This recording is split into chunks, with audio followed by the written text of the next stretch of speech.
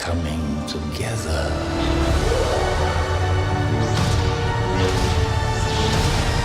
Is your undoing. All right, welcome back to Modern Life Podcast. This is Tabby. I'm here today with my friend Brian, Star Wars expert. We're going to be talking about the new Star Wars movie that just came out. But before we get into that, Brian, what's your modern thought? What's your interesting fact for us? Oh, okay. All right. So we're starting with that. Well, I wanted to share a little thing that's close to my heart about pandas. I love pandas. And a few years back, when I learned just how much they don't want to be saved, I wanted to share that with you today. They're the worst parents. That's what I like about them. Oh, it's so much more than that. I mean, okay, like Tabby, let me ask you this: when you look at a panda, would you say they are an herbivore, an omnivore, a carnivore? What'd you say? Are they herbivores? No, they are carnivores. I had no idea. Yeah, they have, just like any carnivore, they have short intestines. It has bacteria that's made to digest protein. And like a lot of carnivores, to survive, they need nitrogen, phosphorus, and calcium. Things that you can find in like any meat, proteins that they can digest through there. They don't do it. They decide that they want to eat bamboo. So they have to do this whole migratory walk, where during the spring, they'll go look for wood bamboo at the base of the mountains. That's where they eat it. It has nitrogen and phosphorus, no calcium.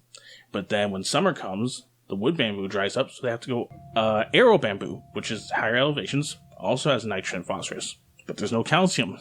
They have to wait until about July, where the arrow bamboo starts making leaves, and that's what has calcium in it. So then they have to eat the leaves in July. And then winter comes, when there's no bamboo, and they start dying. Like 50% of panda deaths happen in winter because there's just no food and they don't eat anything else. They could eat meat, but they just don't want to. How would they hunt? Like, what kind of meat would they eat? How would they hunt it? There's nothing. Like pandas are our favorite creationists because they kind of fly in the face of evolution. They say, like, if there's this animal, the panda, that is so ill-equipped for its habitat, like, how could they survive without like a little help from above? The theory... We have one piece of evidence and we're holding on to it strong. The theory... Well, I mean, there's a couple of theories about why they eat bamboo. One is the fact that they actually have their control gene that controls your taste of savory, like meat. That one's shut off for them. So even if they did eat meat, they wouldn't taste it. They wouldn't be able to recognize it. That's fascinating. On top of that, because there are so much better predators in the wild, like wolves and... the spotted leopards out there, if they did start going for meat, they'd have such high competition that they go for bamboo instead. But it gets worse. All right, it gets worse. So because they are made to digest proteins, so they have to eat a lot of bamboo to survive, to be able to get the amounts that they need. About a quarter of their weight every single day. And because of this, they defecate a lot. It's a lot. It's all over the place. And then on top of that, then their mating habits come up. So everyone wonders, how come it's so hard for like them to actually like breed pandas? Well, the female is only in heat during the spring for about 12 to 25 days a year. Oh, really? Yeah. That's short. Yeah, well, it gets worse. They will only be open to mates for about 2 to 7 days of that time, and they will only be fertile for about 24 to 36 hours. They usually will only try to mate once every 2 years. And then because these animals don't mate that much, they often forget. Pandas in captivity have been shown as trying to breed the paw, the ear. Like, they don't know how to do it. They've actually, in some habitats, have been showing them panda pornography to try to remind them of how to do it, because they don't know. They don't know. They don't understand. They don't get how it works. So, on top of that. Okay, so let's say that they do breed. Let's say that they mate. Okay, so a female gets pregnant. Well, here's the thing. In order to carry a child, you need calcium. But they are in heat during the spring. All the calcium only comes in the summer. So you've had to develop a delayed pregnancy where they'll get it, but they just won't get pregnant until summer, where they can get the calcium. And so even then, that embryo has to survive a number of months, like 5 months, before it's even ready. So that's why it's so hard. It's just, they don't want to be saved. Oh, and I love them. I love them so much because they're so dopey about this. They're my favorite animal. Yeah, yeah. I didn't know that much about them, but those videos you see of them in captivity where they have to try to force the mom to like actually feed the babies even though plenty of food is available, like I find it hilarious. Oh yeah, and there's even one habitat where they've actually started making the males walk on two legs to strengthen their thighs because they get tired when they try to mate. Like they don't want to do it. They just want to lie down. They don't want this. They just give me food. They get them to stand by giving them apples because that's how you get them to do things. So relatable. Yeah. I love it. But yeah, so that's my fact. So I mean, I love that. That was a great one. Yeah, of course, pandas, they're ridiculous. So mine is about award season, which is happening right now. Oh. I love award season. I know it's stupid. I know I'm wrong. I've only followed it for the one thing that everyone's talking about, but I'm sure you'll get to Which is what? Ricky Gervais. Oh my god, I love that they had him back. He's always hilarious. Yeah, but the things that he did were they were great, but I'll let you take it. I don't know. I was there for it. Maybe I'm a horrible person, but... Yeah. So mine is actually about the categories in the awards and about stunt work and how it still has not been recognized, even though there's so many advocates for it. Every year there's articles written about it. Why is this not something that there's a category for, even though these people are designers now and choreographers, and so many of our highest grossing movies are action movies, and that's what attracts people to them. And a number of smaller film festivals have actually made that a category, but I just find it strange that we're still so far behind. It kind of reminds me of when makeup artists were only hired for a movie. They weren't credited. They didn't get any awards. And I feel like we're doing the same thing with stunt work right now. And it's I just find it ridiculous and outdated, especially because those people are so like brave and risking their lives and doing so much good work. Yeah. I've noticed that there have been a lot more population of like actors taking pictures with their stunt doubles. Yes, and acknowledging it. Yeah. No, you're right about that. Yeah. But that's it. That's all I had. And we can just dive right in. Well, now I like how you came with an actual film-related fact, and I came with... No. This is a rare occasion. It's usually something really strange. All right, Star Wars, what is this one even called? The Rise of Skywalker. I feel like all the titles for all these three movies could be interchanged, and it would still be... Like, you could call this one The Last Jedi, or you could go, I don't know. Force Awakens made sense because it was like, after everything that happened, now, so we got this Force-sensitive girl to happening. Last Jedi, I get it. It was supposed to be a trick. No, Luke's not the Last Jedi. It's Rey. You trained her for like 2 days. 2 days. Yeah. And apparently, you did bad because she fell in love with the abusive white boy. But, but we'll get to that. We can start there. Oh, okay. We can start there because I have a lot of notes about it. That's one of my favorite things. How it's like, oh no, I mean, her having a black boyfriend, that's scary. Oh no. A goth boyfriend. Yeah, let's go with the safe choice, the white guy, the one who killed both her father figures. Because making this a romance to me in this movie almost made Rey look like a psychopath. Yeah, I'll get this out of the way ahead. I didn't dislike this movie as much as some people, as much as Tabby has, but like I had a lot of spoilers for me, and I feel that prepared me. Like I remember watching, what did I watch? I watched the Battle of the Five Armies, The Hobbit.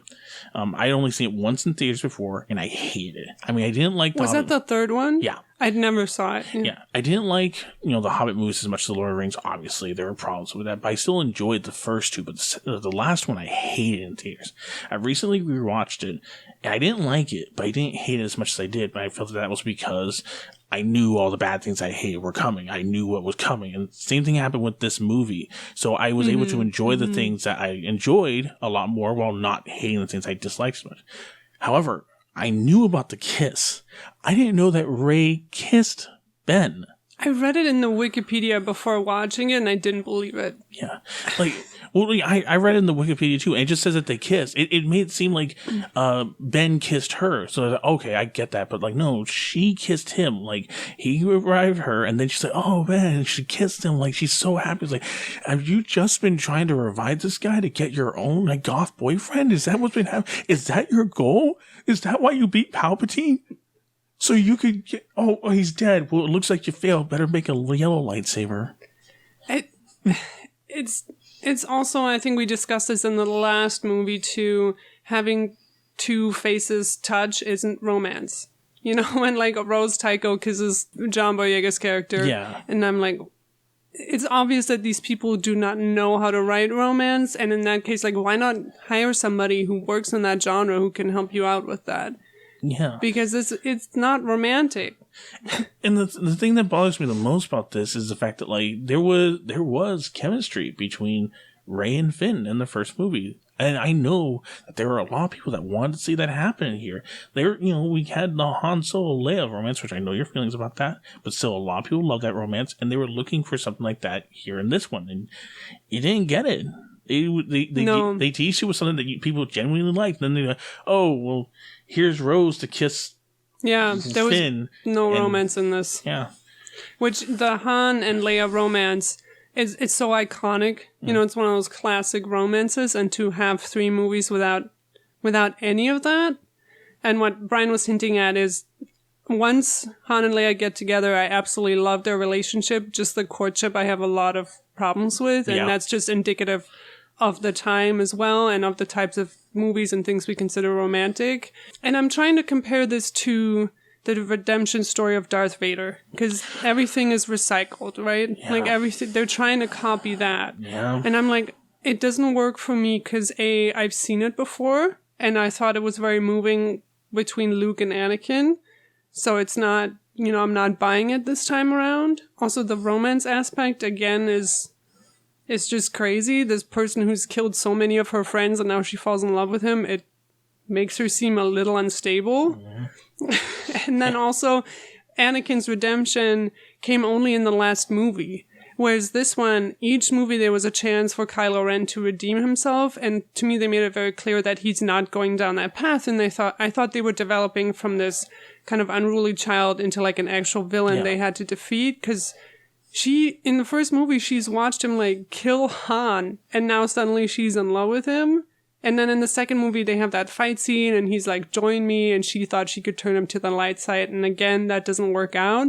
So after all this work to completely reverse that in one moment of a movie, I'm like, what's your theme? What's your goal? Because I can't follow you on this like back and forth journey. And I want to add one thing to that, because in The Last Jedi, there's also the fact that like they really concrete that down, because they have early on where Kylo Ren is supposed to shoot the bridge of, the Resistance ship, where Leia is, and he hesitates and he doesn't do it, and the other ship shoots. So that is supposed to give you the tease that he might be redeemable. So then when that scene later comes, that's really supposed to sentiment it in that he's a bad guy. Yeah, it's just not consistent writing, and it's confusing the audience. Yeah. Now, of course, you have to go look into the fact that like this is a movie series about erasing as well. We had The Force Awakens by J.J. Abrams, and Brian Johnson came in, and that like half that movie is just trying to erase the things made in Force Awakens. Not necessarily because Brian Johnson is being malicious, it's just there's all these things that people expect from it that were set up by J.J., who, from what I can tell, didn't tell anybody what he was trying to set up. So, yeah, Brian Johnson wanted to stomp that stuff down so that he could actually make something happen. It wasn't great what happened. People rejected it. JJ came back, and now JJ comes back, and his whole thing is to try to erase everything that Brian Johnson did. So there's a lot of just like confusing aspects from there that just comes from a back and forth kind of mini feud between directors. Yeah, I don't feel respected as an audience though. Especially if you've grown attached to characters like Rose Tycho, and for this director to just blatantly be like, no, I don't like her, I will not have her in my movie, it just felt so unnecessarily aggressive. It really feels like a George Lucas moment. George Lucas had that prequel trilogy where he was given super creative control and no one stopped him. But this is even worse because at least then he had a vision of what he wanted to do. It wasn't a vision that everyone agreed with. Of course, I'm not a prequel fan myself, but he could continue that full through. Now we have arguing directors that have creative, and they're just erasing everything. I mean, Brian Johnson's supposed to have his Isn't it Ryan Johnson? Is it Ryan? I thought it was Brian Johnson. It doesn't really matter. Okay. I'll just say Ryan Johnson for now. But Ryan Johnson, he's going to have his own trilogy, Star Wars trilogy now. And a lot of people are bogging down. I'm not bogging down yet. Yeah, I'm worried about him having full creative control, but I'm also acknowledging that like he was put in a bad position with the middle movie. So I'd like to see what happens when he makes his own vision. Goes from start to finish. So Ryan Johnson. It is Ryan? Yeah. Okay, Yeah. I'm wrong. I'm just putting myself into that. It's me. I'm a movie maker. Even then, this kiss. There's one thing that also bothers me about it. Because a lot of this is also J.J. Abrams trying to put his own story tie-in as well. So J.J. made Force Awakens, and there's obvious chemistry between Finn and Rey, but like now he wants and in like them a together. cute, funny way. Yeah. Where he's like, "Oh, do you have a boyfriend?" And we're laughing, and it's Yeah, but scratch that. But like in the last movie, he has her kissing Kylo Ren. It's like, so was this his whole plan with the trilogy to begin with? Like, is this what? It doesn't make any sense. It's ridiculous. It's just it's all that. It's all that. You know, you gotta love the bad boys. So it's like, okay, you know, it's fine. Finn picked up a lightsaber and got his, you know, Lily got paralyzed for you, but sure, no, it's fine. But Ben, he's sad. He's sad. Sad is attractive. That's so true.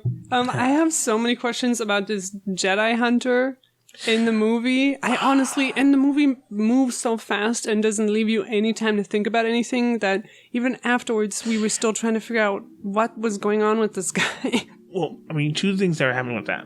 A, it's J.J. Abrams. He makes the mystery box. He wants to ask questions. That's it. He can't help it.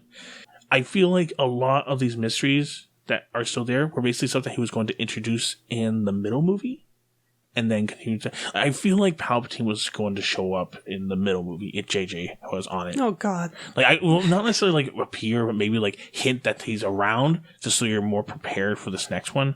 But he didn't get to do that. And JJ is just like forcing every single plot that he wanted to put in there. But now I'm sure Disney is fine with it because now they have like stuff that they can do like their expanded universe comics with and more media, so and action figures and so on and so forth. The dagger. I hate the dagger. The dagger is It's so ridiculous, and I know that J.J. Abrams loves Uncharted, and this was like a prime Uncharted moment. Oh, okay. Like, it is so nonsensical and stupid, and like, you have to stand in this spot, and then this pops out. I'm trying to picture Palpatine playing all this. First of all, when did he plan it? Did he plan it before he...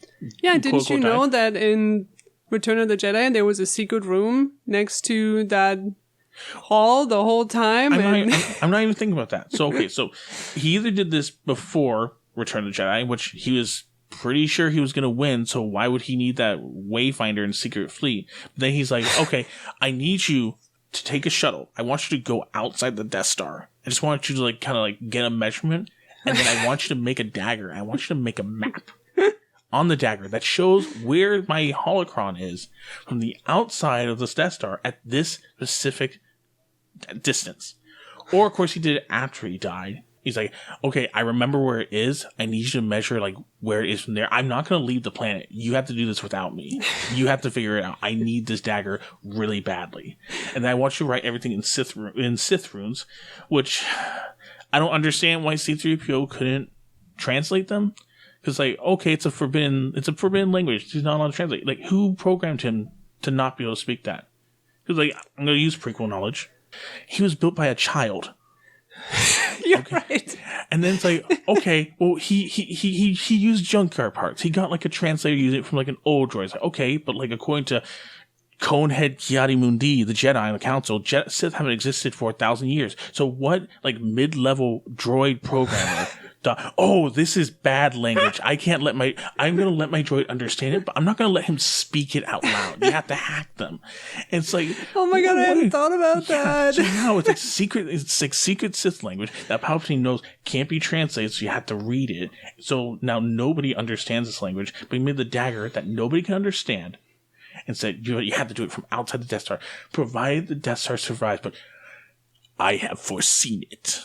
It will survive. And it's going to be really cool.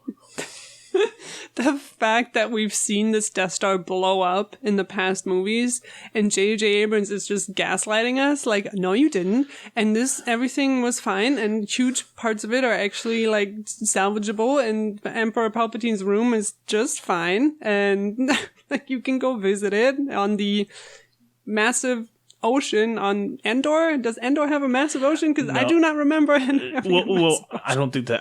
Remember, that was the Endor's moon. I think this might be the planet that Endor. Oh, okay. The actual planet Endor, or it might be another planet in the system.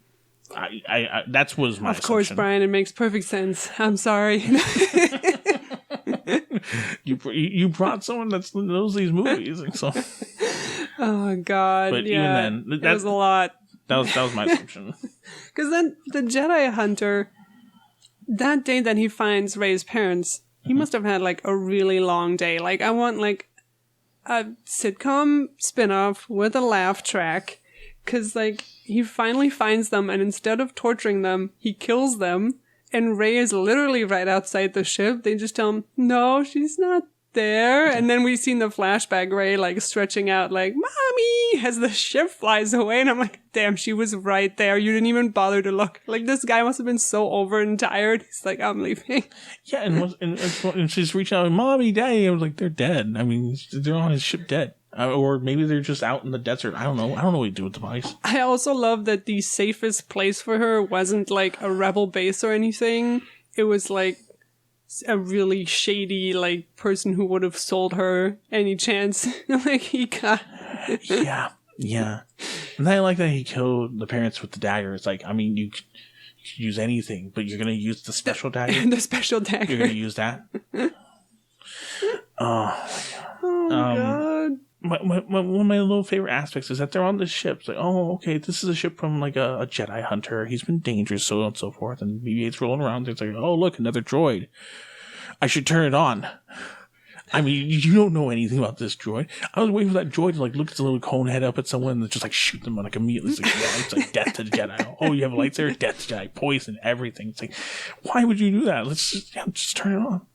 It was like the funny sidekick in the sitcom that I'm developing, Brian. Every Star Wars movie now has to have a BB-8 and a BB-8 clone, because last time we had evil BB-8. Oh, I loved evil BB-8. Now we have mini BB-8. Now we have stutter BB-8. Stuttering BB-8. Yeah. So there'll be like a whole rainbow treasure. It'll be like Captain Planet. My aircraft combined. I am BB-8. And BB-8 didn't do much in this movie, and he's my favorite character. And yeah, because he doesn't talk. I don't know. He was so important before. But speaking of droids, I do want to point out that C-3PO carries this movie. He was hilarious. I thought all his scenes were brilliant, and he finally had his moment to shine. And I'm trying to say something nice about this movie, and I loved C-3PO. Yeah, until it was like kind of pointless. Like, you know, my laughs aren't pointless, Brian. No, it's just like he does the whole sacrifice of giving up his memories, but then like gets it back. Yeah, like he knew he's gonna get him back, and then like kind of like how Chewbacca's dead for 1 second. Yeah, and then I knew it wasn't gonna happen, but I was really hoping that they would acknowledge C-3PO's red arm, because that story is like probably one of the best stories, in my opinion, that's come from this new trilogy stuff. I like the expanded universe. I remember you telling me about it a little bit. Oh, so essentially, he was sent on a mission with a number of resistance droids. I think some other like resistance troopers. They were basically capturing a First Order droid, and the troopers died, and they got stranded on this hostile planet. Just C-3PO, this First Order droid, and a number of other droids that has like hostile fauna and stuff like that. And like the whole comic is them trying to reach this stranded X-Wing to get, that belonged to one of the Resistance members that can release a homing beacon. Fauna or death hazards are like killing off these droids one by one.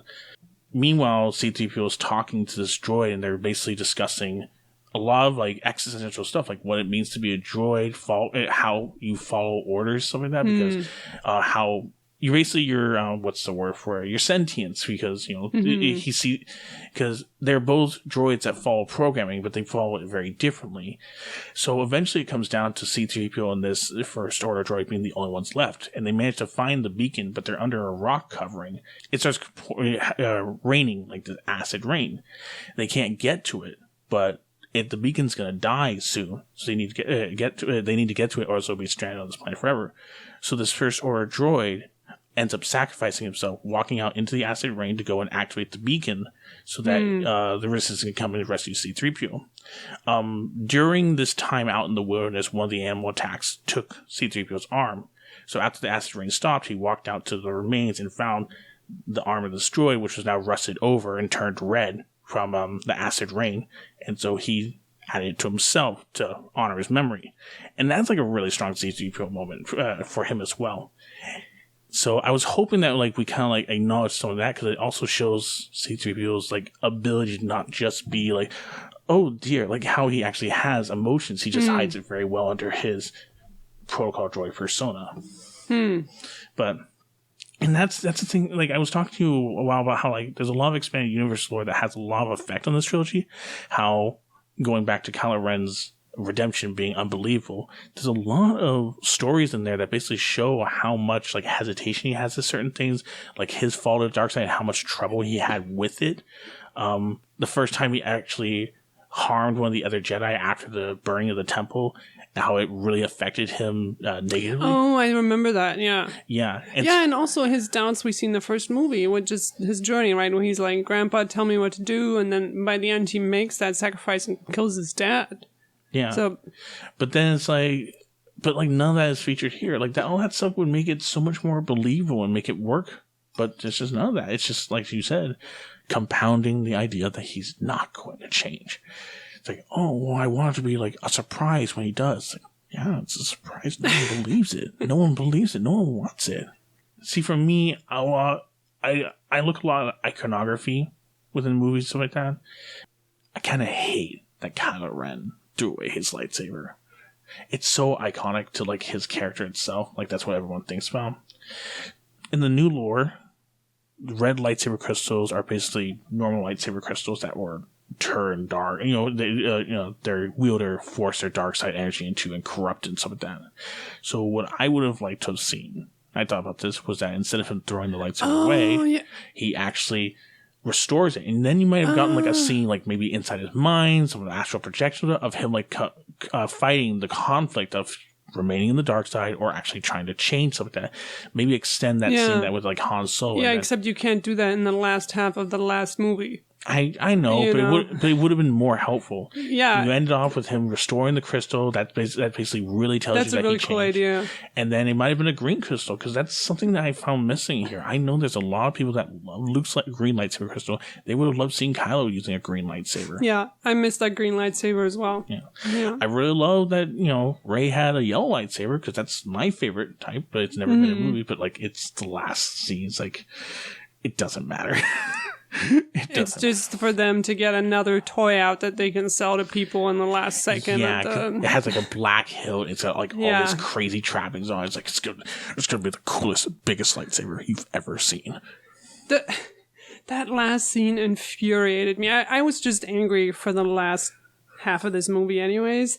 But so the Force Ghost scene with Luke, I actually really liked. I know a lot of people hated it, but I didn't get anything out of the Han Solo scene because it just came too late for me. And I'm like, well, Harrison Ford is a really good agent, so he's back in this movie.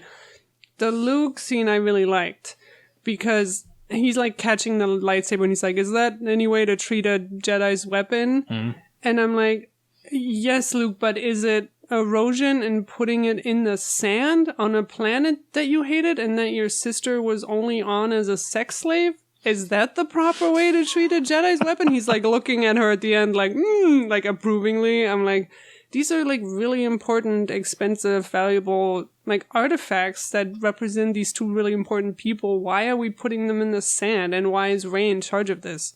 The Resistance should have a say in like how to preserve these Am I crazy? I'm like, why are you putting them in the sand? Well, for me, it's like, okay, I get it. She's putting it in his home, his childhood home. I get that. But also, it's just like, these things are really dangerous.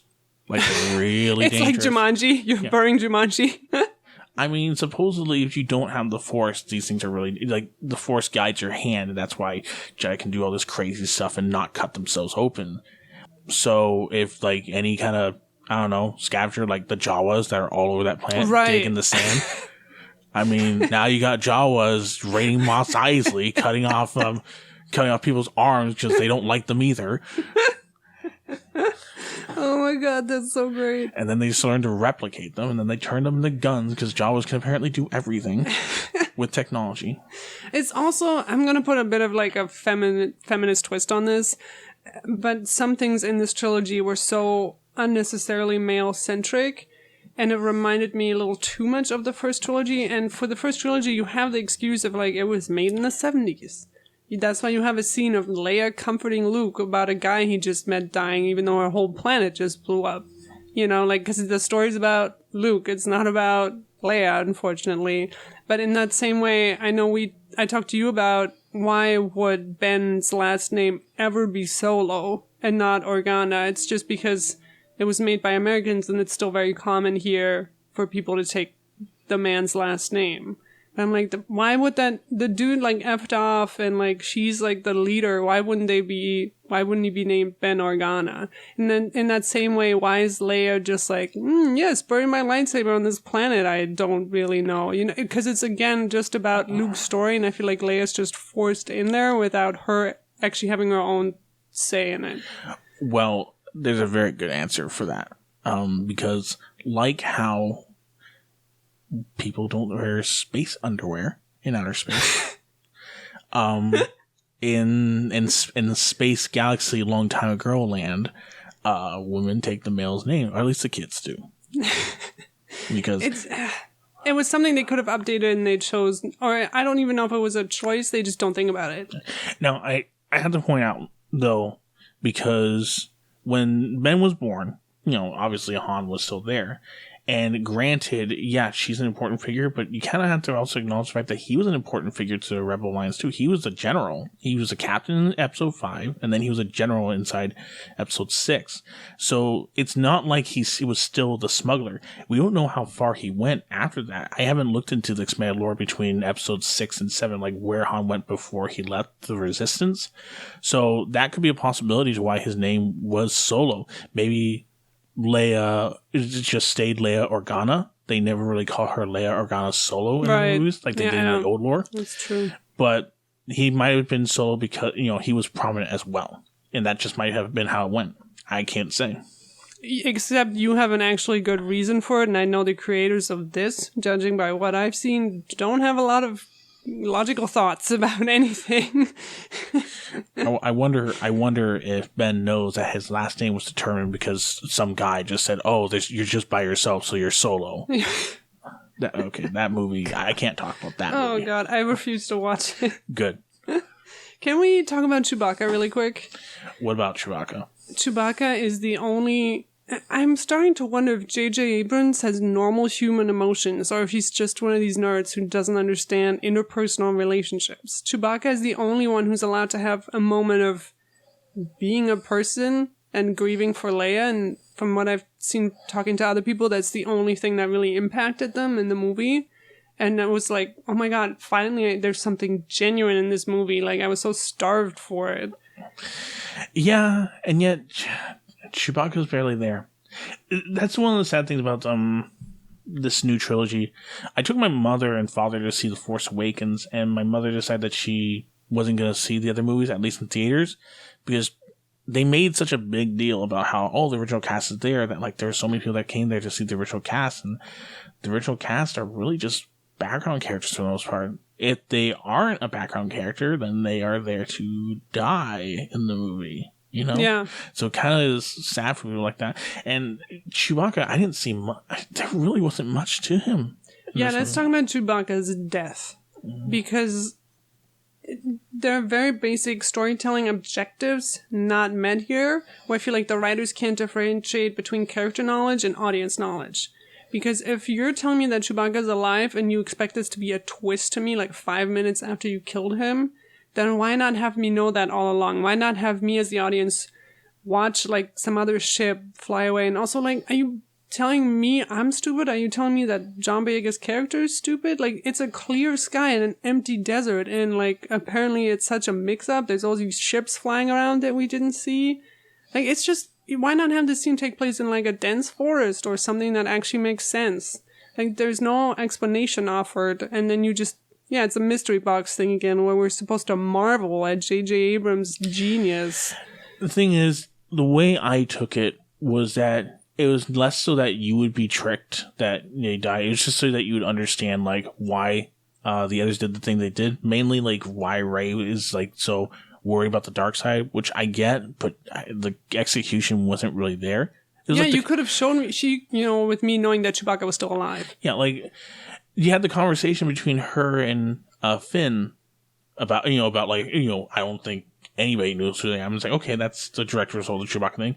But then there were other stuff about her conflict with the dark side, which I did not connect to the Chewbacca instance at all. I was already gone, because once they showed Chewbacca alive, you just kind of forgot about that. It just became Rey's having trouble with the dark side, just period. Not Rey's having trouble with the dark side because she thinks she killed her friend. Yeah, and that's a shortcoming of the movie.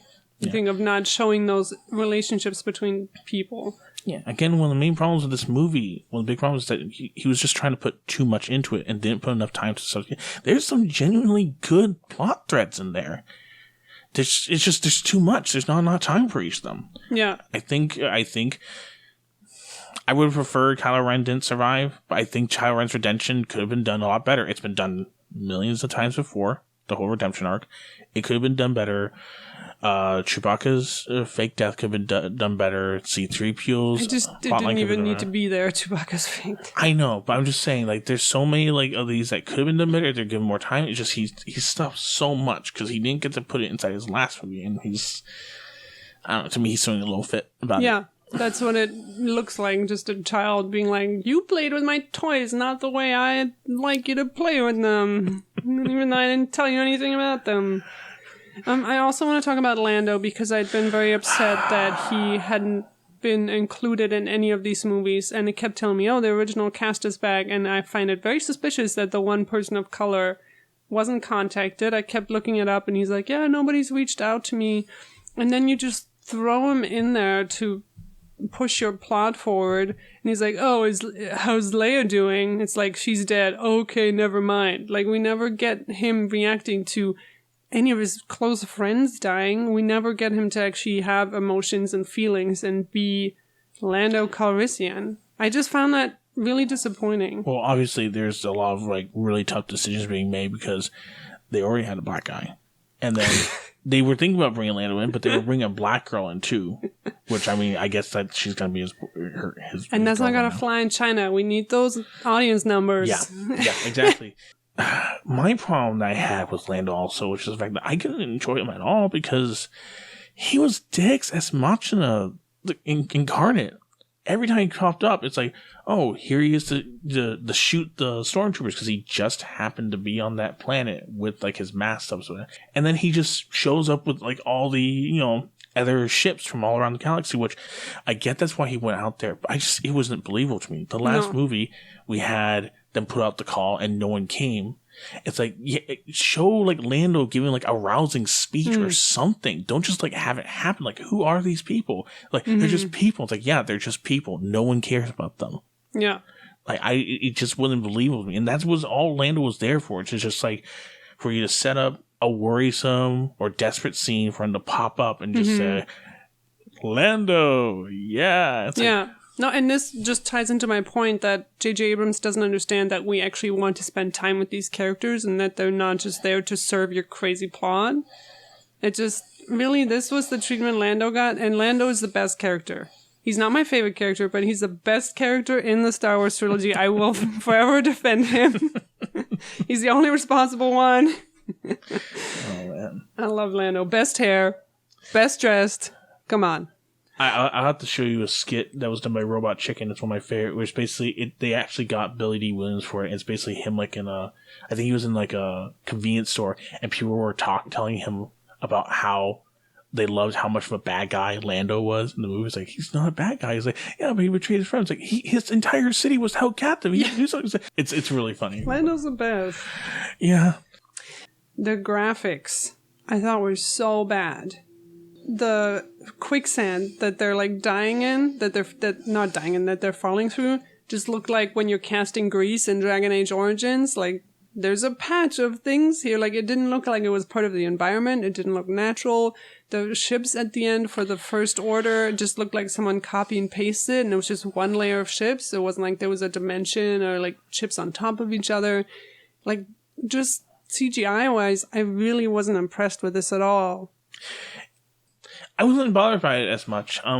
The black sand, it's like, when you're a Star Wars fan like me and you go through all this like expanded universe stuff, you play the games, but you just kind of get the sense that like nature doesn't make any sense in this series. It's fantasy. It's not sci-fi. That's fine, but it still has to look good to me. Like you didn't have these really awesome scenes in the last movie, like Laura Dern when she sacrifices herself, and you have that beam of light cutting through the ships, and you think like, oh, that's a well-crafted shot of a movie. Yeah. And besides, and I felt that same way with the stunts in this movie too. I just wasn't really impressed by them. The only thing being when Rey cuts Kylo Ren's ship in half in the desert.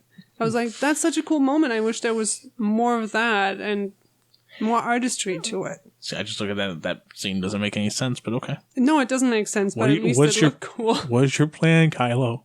What are you doing? The ending was one of my biggest problems. Not from like making me mad. It's just like this whole movie is building up to this super star fleet, but like honestly, the ending, like the space battle, quote unquote space battle, was probably one of the most disappointing space battles in all the movies. Like, yeah. I don't like Rogue One, and I know you didn't like the space battle, but I thought it was a fantastic space battle. But this was just, it was boring.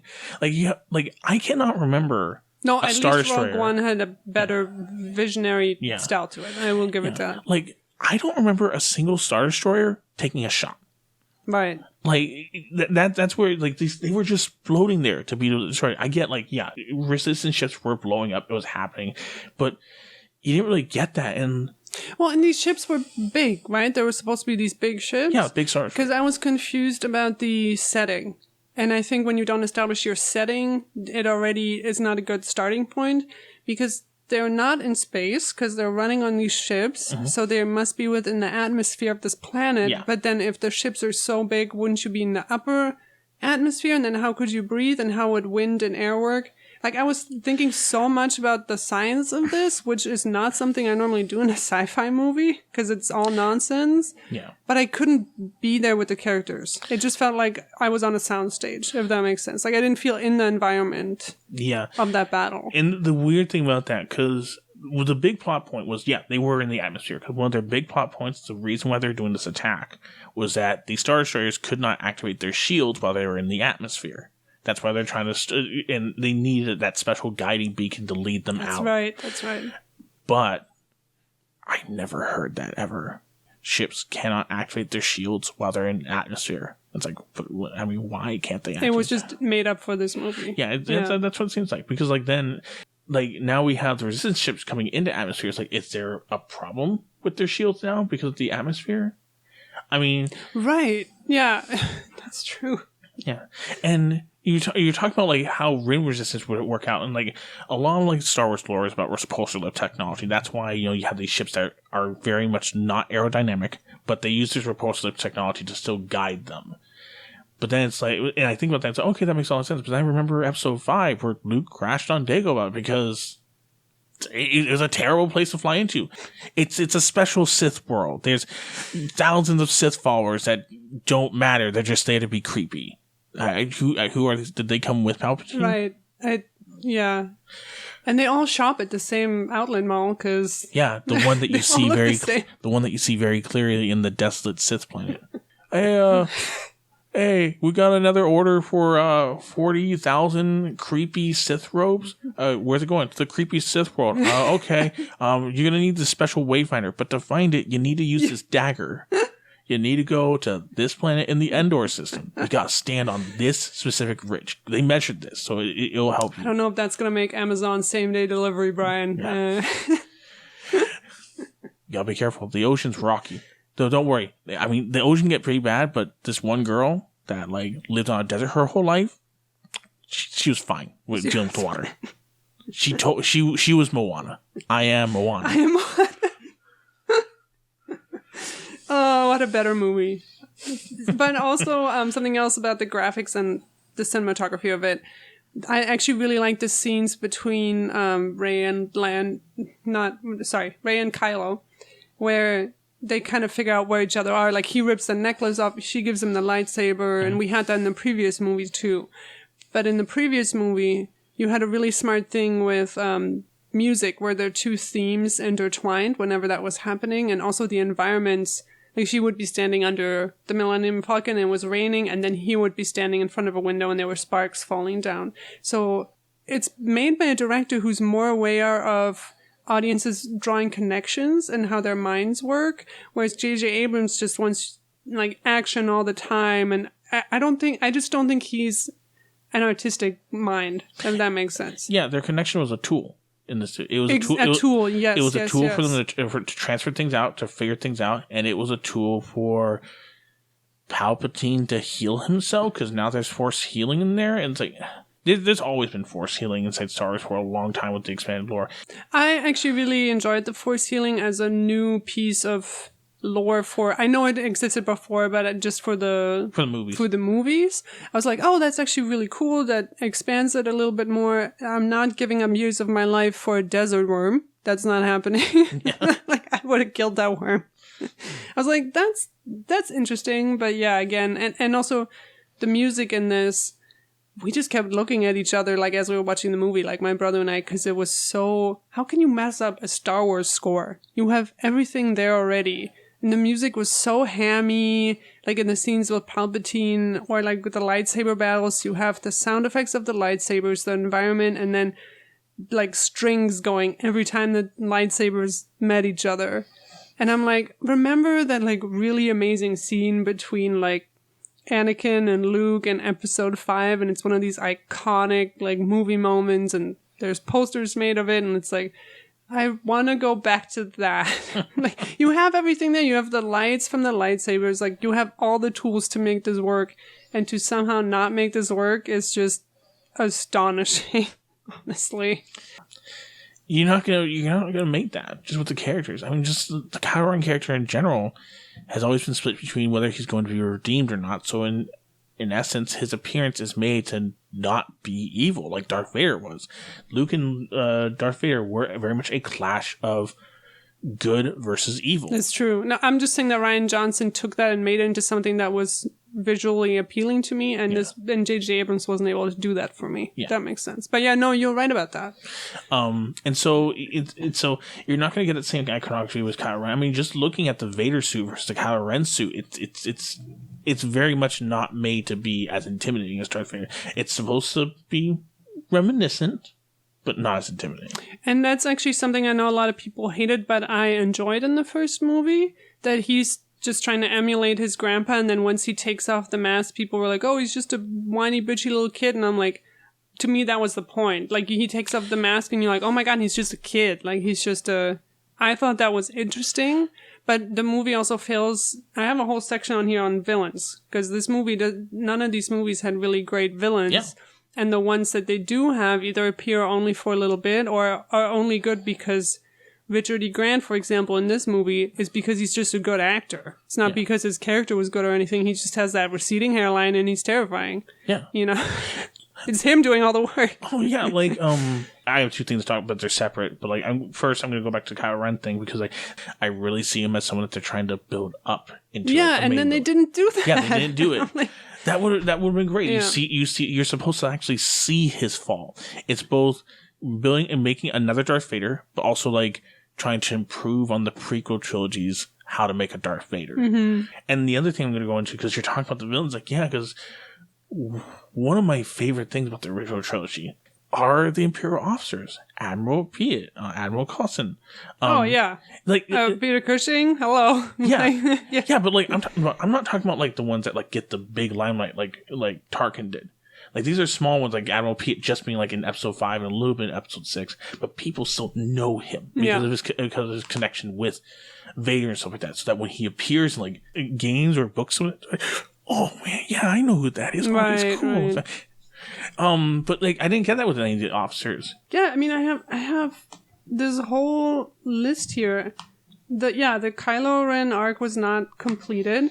We were all in love with Phasma, and then they kill her off in the last movie already. I wasn't in love with Phasma. The rest of the world was. I mean, were they? I didn't see that. I think people just really like Gwendolyn Christie. And but like the big complaint that I've seen a lot, and that was my complaint, was that in Force Awakens, she was another Boba Fett. Looks cool, but then just like dumped around. And then in the next movie, she's still in to have the fight scene, which is a very lackluster fight scene. Then she's just killed off. Exactly. If they'd kept her around and built her up, same with Kylo Ren, I think it could have worked a lot better. Yeah, I think it was Rian Johnson trying to give the fans what they want, but he just didn't have the space for it, so he just threw it in. Yeah, that's true. And then Hux, to me, is fine as a funny character, but then in this movie he wasn't even funny. It was just like ridiculous. And his whole thing of, okay, think about the psychology of the First Order, and it's supposed to be modeled after the Nazi Empire, right? Mm-hmm. So you've been brought up in this political structure, you're very competitive, you're like pretty much at the top, you're competing with Kylo Ren and you want him taken out. You go to the rebels, people who you think have no standing, and you think you can just wipe them out because that's your mentality. That's your like, it's that Nazi mentality of like, we're the best. And then you want me to believe that this guy is now like a spy for the rebels. It doesn't make sense psychologically. And it's also not funny. Like in the last movie, I was laughing at him. I know you thought he was stupid, but I was at least entertained. And in this, I was like, and then you kill him off right away. I'm like, what was the point of this? Yeah, I mean, now, like, in going back to lore, historically, this is something that's been done a lot, where, like, you'll use the rebels to try to take out one of your enemies. But, like, in those situations, like, you make a very clear trap. You don't believe in the rebels, but you put them in a position where you have made it so you think they're going to. Yeah, you use them. Yeah, you use them. I'm just the opening crawl that's like, Palpatine's back. No explanation given. No. Like, no. I rolled my eyes so hard because the first line was, "The dead speak." And then it's like a B movie. He's attached to like these wires. There's constant lightning. I'm getting a seizure from like, I'm like, is this supposed to be a joke? Did you spend millions of dollars to play a joke on me? And it also so disrespectful to the culmination of the original trilogy. Yeah. Is everyone just coming back now all of a sudden because you want to live out your dream of being alive then and making these movies? And I mean, the thing that I hate, I haven't really looked at like other people's opinions with it, but the one that I hated a lot was a conference reference of, "I am every Sith and I am every Jedi." It was so corny. I thought it was like a spiritual, like, I have the support of all these people who've come before me, but then the movie seemed to take that very literally. Like, I thought it was more of like a spiritual thing, but then he's like, no, I have all their power in me, and I'm like, oh, I thought we were just like... Even spiritually, it goes against both the Sith and Jedi beliefs and stuff like that. Jedi believe that when you die, you become one with the Force, and the Force acts through you. So the Jedi don't act as a separate entity. Like, the whole reason why Ben Kenobi's Force spirit stops showing up to Luke was because eventually his Force spirit does join the Force, and he loses his identity. They don't exist in that level anymore. They're a part of the Force. They can no longer come back and visit you. So it doesn't make sense there for her to believe that she's every Jedi. And then meanwhile for the Sith are a highly competitive. Yeah, I was going to say they that. share their secrets. Yeah. The whole Darth Plagueis the Wise thing. Okay, so original lore, Palpatine does come back. The reason why he comes back was that he had learned from Darth Plagueis the secret of transferring your spiritual essence into another body. And Palpatine killed Plagueis before he could use that ability. So, like, that shows the mentality. He's like, oh, my master has this power. I'm going to kill him so he can't use it. And I'm going to use it myself. Yeah, there's a lot of those, like, from the comics that I've read, which are very limited, there's a lot of, like, Sith betraying each other, fighting each other, and using each other. Yeah, the basic mentality of the Rule of Two, which is in existence by the time the movies start, is that there's always two Sith, a master and apprentice. The master takes control and enforces his power over the apprentice. And eventually, one day, the apprentice will attack you. And either you kill the apprentice, showing that you are the proper Sith, or the apprentice kills you, in which they have surpassed you. They are the new line. This is why Palpatine wants so bad for Luke to kill Vader, because eventually Vader's going to try to kill him. And if Vader can't kill him, then it's just Palpatine. But if Luke kills him, then Luke's better, and then Luke might kill him eventually. The way that they support each other is through destroying each other. Palpatine wouldn't be every single Sith. Mm-hmm. He would be Palpatine, the most powerful Sith. But that belief in that constant reference was very B, and it's trying to force a climax of all the movies through those words. And it's like it doesn't do anything for me. It's like friendship is power. You know. And even somebody like me who's not as familiar with all this stuff as you are, it felt off in the movie. Yeah, it just didn't feel right. Yeah. Oh man, it's just the whole Palpatine. I just can't even. How did that get past anybody? That's why I'm like, these people have too much like unfettered control and freedom. And yeah, there were good things. I want to talk about good things because I feel like I'm hating on this movie so bad. I'm sorry, it's just me. I know you liked. Oh, let's talk about Wedge, because I screamed my head off when Wedge Antilles appeared in this movie, and he said before like, yeah, I don't want to be a part of these new movies, which my brother always joked about, like, well, what else is he in? He's not doing anything else.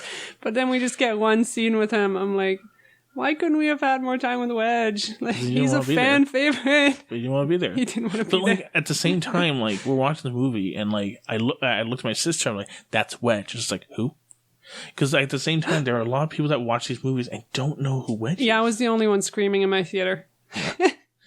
Yeah, they don't know, and maybe that's part of the reason why you didn't want to be it, because, like, you really have to connect the dots. Same thing with, like, the whole Admiral Piet stuff, because there are other fans that keep track of the military people that aren't, like, the main cast. Yeah, but then it's fun for people like that to... Yeah. Then you made something interesting for those people in the movie. Yeah. And I feel those are the kind of little hints that the fan service we actually enjoy, instead of you being just like, blue milk, Darth Vader's back from the dead, or whatever. Oh, yeah, Luke's getting it right from the nipple. Oh, yeah. Blue milk. I want you to know how he drinks it. I want it to be the most disgusting thing you've ever seen. Oh, my God. I know there's good stuff. I enjoyed this movie. I just can't. I'm so focused on the bad right now. It's me. I'm controlling you. No, I am no. Everyone's a Jedi now. No matter how horrible things you did, you are a Jedi, and upon your death, you will dissipate. I screamed twice during this movie. It was during Wedge, and then it was when Kylo Ren dissipated. I'm like, are you fucking kidding me? Poor Qui-Gon Jinn. Like, what did he do? I said this to you, but like, remember when Darth Vader decided that he wasn't going to be a bad guy and he wanted to save his son, and he lifted up Palpatine and he threw him off the cliff. He talked to Luke, and then he died, and then he didn't disappear into the Force. He didn't disappear, and then Luke burned him so that that's Kylo Ren, point. So that Kylo Ren could go and find like his burnt head and say, "I'm going to keep this and talk to it." Because I have a problem with my uncle. Again, it's a plot point that I have such a huge problem with. I get it. They tried to fix it now by saying that every time like Vader talked to him, it was actually like Palpatine. Like, did no one tell Ben like what happened with Vader? Did no one tell Ben that like Vader redeemed himself and saved Luke from Palpatine's way? That did no one tell him this? So why is he going there and just like, oh, my dad was the greatest Sith? Like, no, that's not how he died. That's not how he wants to remember him. Would you not find a little bit of suspicious that he's like, yeah, be a bad guy. Be a bad guy. They could have just had Kylo Ren's body there. Like, there was no need for him to suddenly now be a Jedi because he had like wielded a lightsaber again that wasn't red. But he kissed her. Well, she kissed him, and it was poignant if he disappeared, because then she lost something. Another thing I want to point out is about rating systems. Disney gets off on these lightsabers because they can say, oh, it just burns the flesh and you don't have to see blood, and they don't have to bump up the rating to R. The whole rating system, I don't know if we've gone into it on the podcast before, but it's a scam. It does nothing to actually protect your children from anything. It's why Marvel gets away with making violent movie after violent movie and conditions your brain to think that, oh, Wonder Woman breaking somebody's neck is fine because I don't see any blood and it's PG rated. And I think it just embeds like a sense of violence in people that I find very unhealthy, especially with the first scene of this movie being Kylo Ren murdering a bunch of people, but that's fine, he's a Jedi, he can dissipate. Well, I mean, Luke can drink as much blue milk as possible as long as you don't see the nipple. So that's for sure.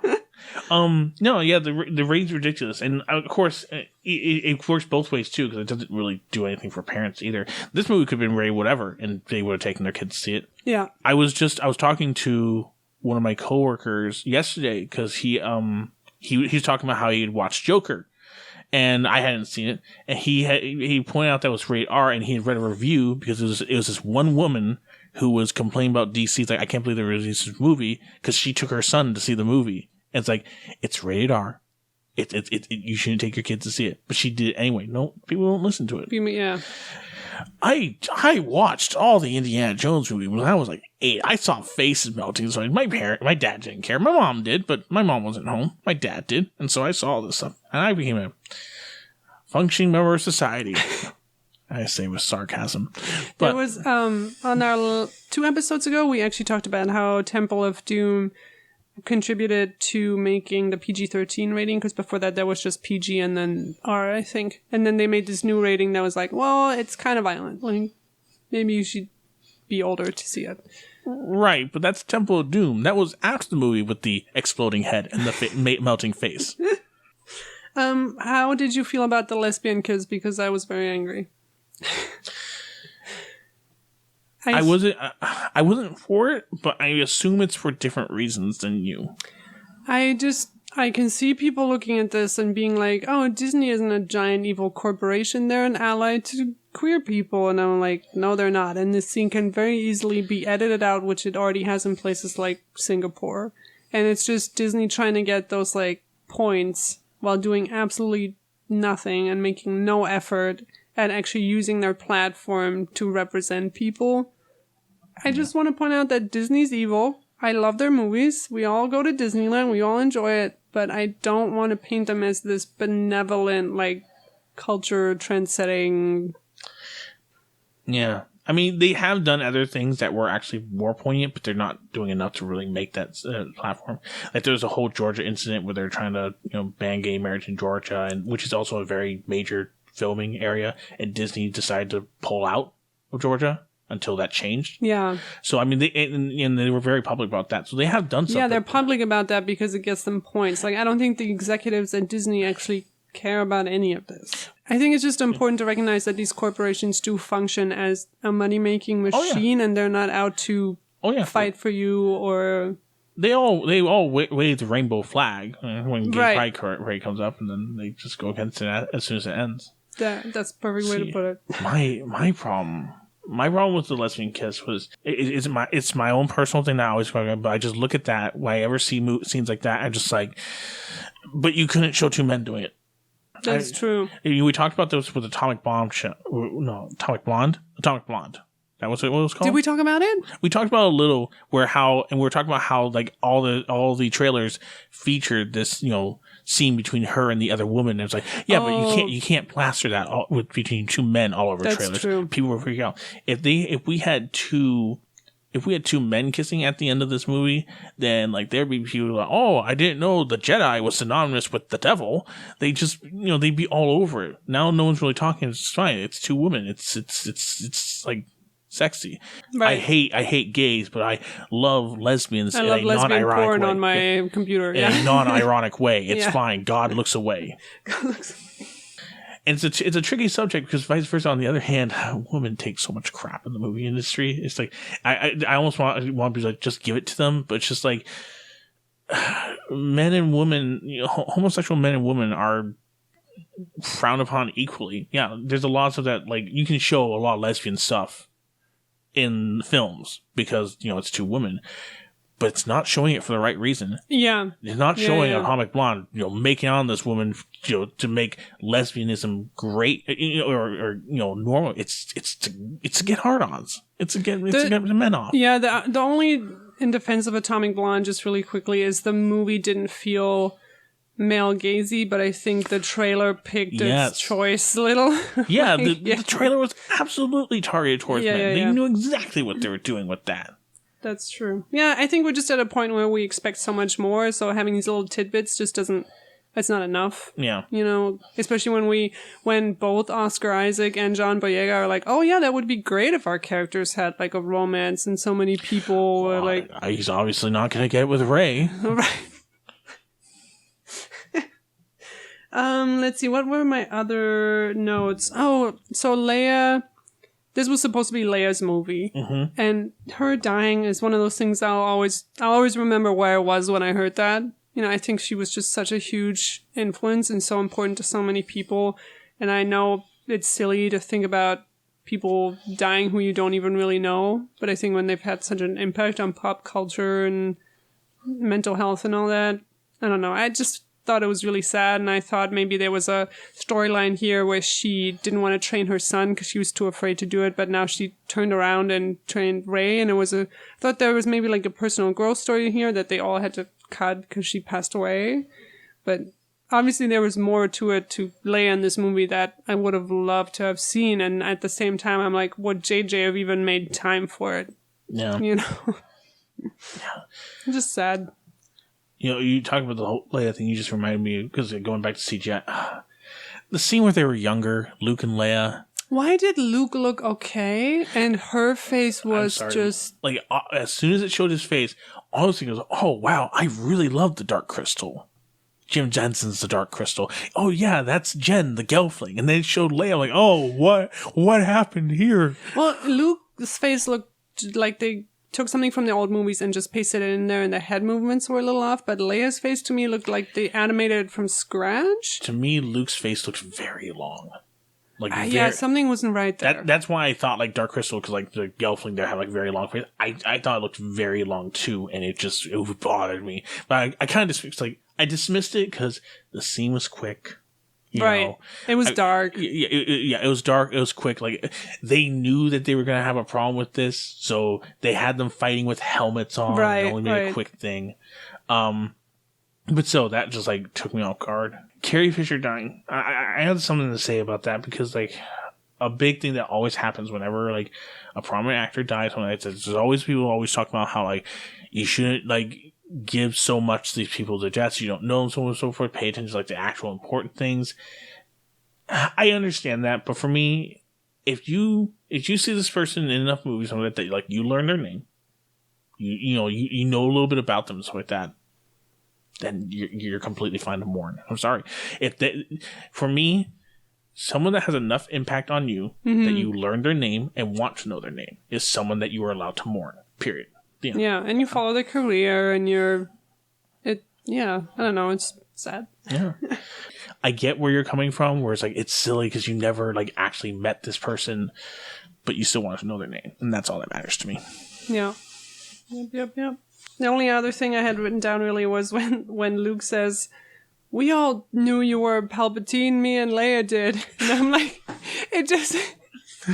like, he so obviously didn't, and it's just J.J. Abrams like yelling in my face, right? Because you didn't see the previous movie made by the other guy, right? And I'm like, yeah, no, we all saw it, J.J. We all went and saw it. Oh. It just reminded me of that scene where Alec Guinness has to say, like, I didn't really lie to you. Your father was dead and Darth Vader took his place. And it's like, you just thought of this, George Lucas, and you had to change everything. Oh. Like, still nothing is thought out, like, so many years later. Like, I can't believe that. I can't. And it makes it worse. It makes it worse for them to have known. Yeah. It would have been a better surprise for everyone if it was a surprise for everyone. Yeah. Like, that's also, it just feels like J.J. Abrams' mystery box, where now he's saying, like, oh, Luke and Leia knew. did you know, or were you not as smart as Luke and Leia? Right. Yeah, because I put hints in the scene where in the memory where Rey as a child is reaching out for the ship. If you look closely behind her earlobe, you can see a P for Palpatine marked on the back. It's been there in every movie. Prove me wrong. I guess you just weren't Jedi enough to see it. Right? No, this is so true. Oh, God. I was also just disappointed with John Boyega in this, that he had no real character growth. Even that scene that he had with the other person that could have been really interesting. Like, what does that mean to grow up brainwashed? They kind of discard that right away. And then, I don't know if it's because they're acting on sound stages, but him pointing at things like, Rey's on that ship! Like, we all burst out laughing. Because I think he doesn't have the act, or him, like, yelling at Rey when she has that lightsaber fight in the water with... I just don't think he's reacting to anything, and he's not a well-developed actor enough to really know how to give it that subtlety. If you compare that to Carrie Fisher when she's flying the Millennium Falcon, she's like, I have to go back to to rescue Luke. I know he's back there, and you kind of really feel it in your heart. John Boyega's lines didn't make me feel that in my heart. I didn't have that impression when she was fighting with Kylo by the Death Star. I thought that was fine. But as far as the pointing thing, like I said, I don't remember. I'd have to see it again, but I really felt like there was I remember there being some other thing that I noticed that seemed like that was telling him where she was. More like a hunch, not necessarily the Force. I don't think it was that. No, they did make him Force sensitive in this, which I'm totally fine with. I just needed it to be a little bit more clear and developed. And I just don't see how he was Force sensitive in it, because that would seem like the only thing that would have been because it wasn't done well. Yeah, it's not you. It's not you. It's the movie. I don't think he was. And I guess in an interview they said that I thought when they were falling through the quicksand, Finn was gonna tell Rey that he loves her, but apparently he was gonna tell her that J.J. Abrams said that he's Force sensitive. Like he was gonna tell her that he's Force sensitive. Well, yeah, because I'm like, J.J. Abrams is just saying anything he wants at this point. Yeah, they're not in love. Ben is the one, and she will never have a love because he's. But she'll love his Force Ghost because he's coming back as a Force Ghost because he's a Jedi. Kinky. Yeah. Oh yeah. No, she'll be able to feel him inside her spiritually. Yeah, because he's a Jedi, so he can come back. And she's all the Jedi. Yeah. Yes. I see. Mace Windu's inside her all the time. Kiadi Mundi, the Conehead, is in there all the time. That snake guy from episode 1, stop, with like the Hindu beard, he's in her too. They're all there. Female Yoda, Yaddle, she's there too. I don't even remember female Yoda. It's Yoda with a wig. I'm not kidding. You'll look it up and you'll be upset. And eyelashes, probably. No eyelashes. It's Yoda with wig. That's it. There's not a lot of sexual dimorphism within Yoda's species, apparently. Admiral Akbar got more time in this trilogy than Lando Calrissian. I feel like. Yeah, he died in the last one. And he died. God damn it. Sucked. Everybody dies. Oh man, I had something to say, but I lost it. I got distracted with all that stuff. With the sexual Force ghosts? Yes, I did get distracted by the sexual. It's a little distracting. What was it? Do the other Force ghosts watch? Sorry, no, go on. I'm just getting more. No Force ghost watches. They get involved. They all get involved in some way. They put their feeling into it. So I was going to talk about Poe and this girl that I don't know the name of because she's another Boba Fett. Kerry Russell. No, I'm talking about the character's name. She doesn't have a... Who cares? It's Kerry Russell. Okay. I don't know who that is. She was in Austin Land, a movie you would have never seen. Yeah. But then it's like, there's so much that I liked about it, but I kept getting bogged down because of the realizations of certain things. Like, again, like one thing, she's another Boba Fett. The main thing that you're supposed to take from her are her helmet and her butt, because they showed her butt a lot. I really liked when she showed her eyes and she asked when she wanted to come with, but then like that was it. And then like I love that she spends 5 hours doing a smoky eye and then hides it all day under a helmet. No, she's an alien. That's how her eyes. Oh, that's how her eyes Yeah. look. I'm sorry. Yes, of course, JJ. And then I was really annoyed when they attacked the planet, and then she just happens to be in the final battle with the spaceship with the. I thought she died on the planet. Yeah, that's what I thought too. Because she couldn't get out because she gave the chip to. Yeah, how'd she get out? How'd she escape? How did she and cute action figure droid hacker? I love that droid hacker thing. He's pretty great. He's pretty great. I love him too. But how'd they get off? Did he make a spaceship from droids? Because he can do everything with droids because he's a Jawa apparently. Yeah. So she just showed up, and then that was a great scene at the end where he tried to flirt with her, and she was like no, but just I couldn't get bogged down by how it was weird fan service for nothing, because I guarantee there's not anybody connecting with her character. Yeah, he just wanted you because toys. There's gonna be so many. There's gonna be so many comics about her. Yeah, just to be clear, Oscar Isaac's character is so straight. He's so straight. That's what it felt like to me. Yeah, but that scene where he looks at her and he's like, are we gonna get it on? I'm like, oh my god, I'm watching somebody actually act. I'm watching Oscar Isaac do something without dialogue. Nobody's yelling at each other. There's no fighting. I'm like, this is all I wanted. Yeah. It's I like that stuff, but I always knew. I sat there the whole time just looking. It's this is really only here so they can make the Poe prequel comics. There already are Poe prequel comics, but now they're there so that you can have a bunch of comics about him being a smuggler, being another Han Solo, with this girl and this little droid guy being his, Leia and Chewbacca. Well, not Leia. Well, yeah, Leia, kick-ass. And Chewbacca and stuff like that. And there's going to be a whole thing about that. It might be a game, probably not. Mostly just books and comics. That's all setting up that other stuff there. Darn it. It's I'm for you making the background of the characters, but you're inserting it into the movies so that that there's gonna be something for there. So, anything else that you had? Any final thoughts? I mean, like I told you, I think it's better than the last movie. Not as good as Force Awakens. The problem is, I know that the world is breathing a collective sigh of oh, okay, it's over. It's not over. It's not over. Bryan Johnson has another trilogy. They got the Mandalorian TV series going, which people love. It's just, all I can hope is that they just pull away from Skywalker. I was particularly annoyed that Rey took the Skywalker name, especially since her main father. Yeah, I thought she was gonna say just Rey.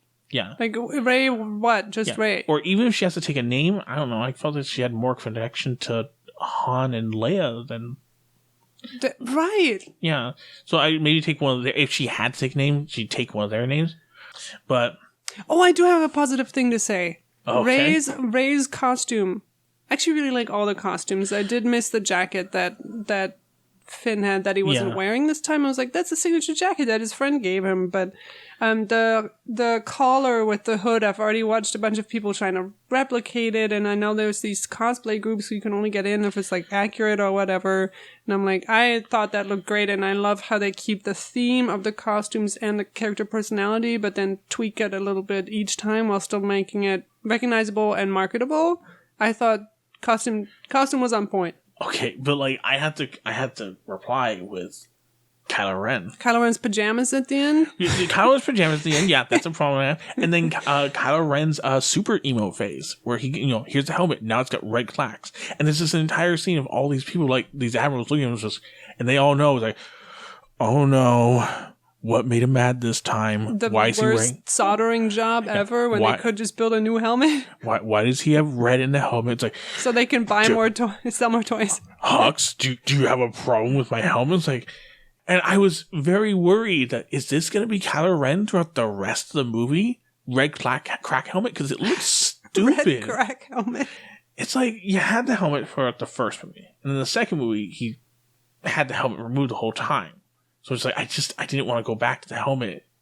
Well, I thought the back to the helmet thing was establishing him as, yes, he's the villain. But no, plot twist, he's not. He's a Jedi. But again, red crack helmet, which went away pretty quick. Yeah, yes.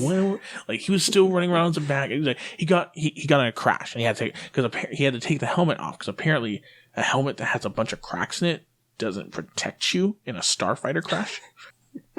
That's how you show a girl that you love her. You try to crash your spaceship into her with no plan what to do. There's so many people who are like, yes, this is what I wanted. My Raylo dream came true. And I'm like, I am having like a 50 Shades moment where I'm like, this is what everyone wants. Is everyone okay? Are they okay? But I think that's it. That's it. That's all we got. You can find us at modernlifepodcast.com, modernlifepod on Instagram and Twitter, and our email is modernlifepod@gmail.com. Brian, thanks so much for joining me today. Thanks for having me. That's all. I mean, people are going to read too much into it. It's a simple stuff for all ages. Are they But I doing think it's that great now with fun. you because of the kind of, sort Doing of what? reading more into it, the sort of guru figure that you Oh, play? yes, I'm getting some pretty strange letters. Are I you? don't mind telling you. I can imagine, actually. Oh, no, surely, yes. My wife and I have got problems. Would you come over and live with us for a few months? I think we can solve them.